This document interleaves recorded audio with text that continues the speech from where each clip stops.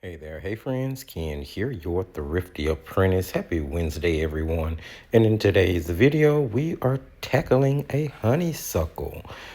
This is the second field test for the Caran d'Ache Museum Aquarelle watercolor pencils. I have really been enjoying using them, and I am painting Grabie's June 2025 watercolor calendar page.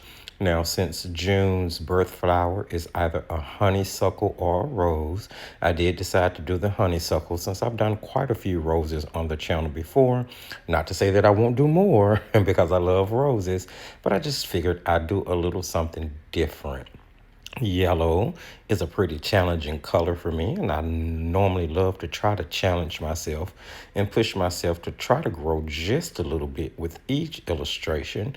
So I am doing my best to shade yellow on this honeysuckle, plus honeysuckle in the color yellow is what I'm used to seeing around me. And of course, we always paint what it is that we know. Now, I have limited my color palette here. I'm only using a few pencils, a few yellows, a few greens, a blue, and a brown. And I'm going to be using that to paint the entire composition. Now, I should let you know that a full-time, real-time tutorial of this time lapse is available in the creation station level of the Thrifty Apprentice Patreon community for creation station members, and there is a traceable included. Now, if you are not a Creation Station member, do give it a consideration. The link is in the video description. You can go check it out. And there are many, many, many perks for a very reasonable price per month. Now, I am loving, as I said earlier, using these pencils. They layer and blend and dissolve so well. It makes the painting experience so enjoyable, even when you're painting on a paper like this. Now, I've said before, this is like June's calendar page. So this is what, 5, 6 paintings in. I am not the biggest fan of this Grabie paper. It doesn't really take water too well, I've learned. So using the watercolor pencils on it was, I think, a pretty good bit because I would be controlling the amount of water. I wouldn't have to worry about buckling. And I've noticed that watercolors tend to shift more than normal on this paper, so I figured using the watercolor pencils would kind of help prevent that and keep some of the saturation once the water actually absorbed into the paper and had the chance to dry. Now, these pencils are so soft that, unlike usual, when you'll hear me say I suggest a nylon bristle brush, like a golden Teclon, a white-haired brush, in order to push those pigments around and dissolve it when it comes to like a watercolor pencil or watercolor crayons. These pencils are so blendable and so dissolvable that I'm actually using a synthetic squirrel, a really soft brush, in order to disperse that pigment, and I'm having absolutely no problems with it at all.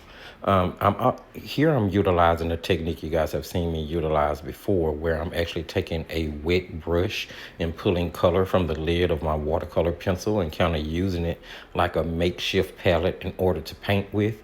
The only thing you want to remember when you're doing that is, number one, try your best not to get the wood of the barrel itself wet. And number two, once you wet the lid of the pencil, remember to give it a chance to dry before you try to use it on dry paper again, because if not, you may have a crumbly lid, or it may put down a line that's so harsh you can't blend it out. And you guys can always check out my watercolor pencil technique videos. There are many, many, many of them on the channel. If you want a little bit more instructions on how to use watercolor pencils and using them in mixed media. So I am basically just looking back and forth between the reference photo I'm using, which is really a drawing, and then I'm looking back and forth at a couple different reference photos of yellow honeysuckles that I have pulled up. And I'm kind of trying to get in all of the details that I see.